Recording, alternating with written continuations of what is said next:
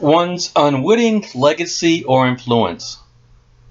Let's start with Matthew 13:57 of the King James Version. And they were offended in him. But Jesus said unto them, A prophet is not without honor, save in his own country and in his own house. One believes one's legacy would be best known by those who have known and had interactions with him. It has been proven time and time again that it is those who were indirectly affected that later came to me and gave me affirmation, for which those who knew and had known me would be most critical because of their personal investment in their status of relations with me that had existed previously.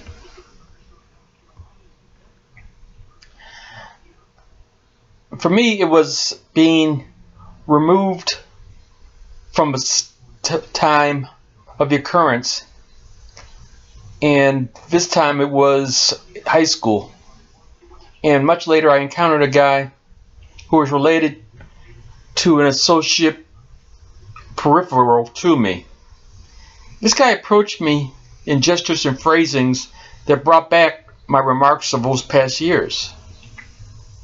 I was surprised that those remarks were remembered to a point of being a choreographed caricature. He self-deprecatingly admitted to me how taken he was by how I had been, and those words of his typified how he was so affected and how it had directed him in the future. I was chagrined because I had moved away from being of that persona to accommodate myself with the social and cultural context of that time. I was still making excuses for having made that accommodation to time and place, despite the compliment of that flattering imitation of me back in the day. Another decade or so passed, and I ran into a gal who worked at the insurance company where I worked for a short while. She now had her own little cottage business. She credited the confidence she had to start the business from the cavalier craziness I performed as an underwriter existing within a stuffy organization of stuffier protocols and guidelines. In that workplace, she told me how she enjoyed me so much she remembered my antics that were such a mind-opening liberation for her, and how that began the path which she took and was on when she told me that.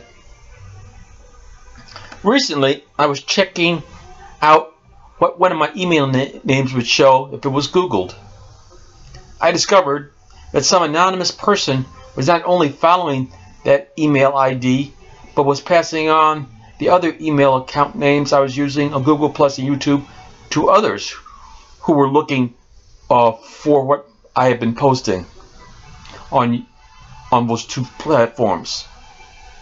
From all three of these events, I learned and have concluded that what we do is not just for those we know, but for making that universal cognitive point which strikes a chord of resonance for those within the span of that expression's transmission. And they, in being so affected, they become part of a chain of reaction that transmits that inspiration in its new channel and form for others. Thanks.